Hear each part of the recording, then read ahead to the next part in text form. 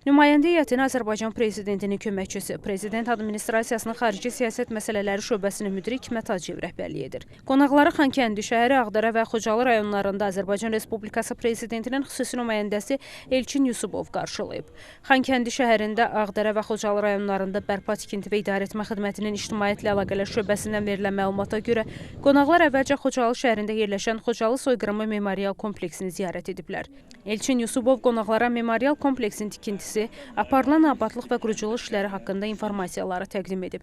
Eyni zamanda xarici diplomatlara 1992-ci ildə ermənilər tərəfindən həyata keçirilmiş işğalçılıq siyasəti və Xocalı qətliamı barədə də ətraflı məlumat verilib. Sonra qonaqlara azad edilmiş ərazilərdə infrastrukturun bərpası, yaşayış məntəqələrinin yenidən qurulması və əhalinin doğma torpaqlarına qayıdışını təmin edən böyük qayıdış proqramının icrası barədə geniş məlumat verilib.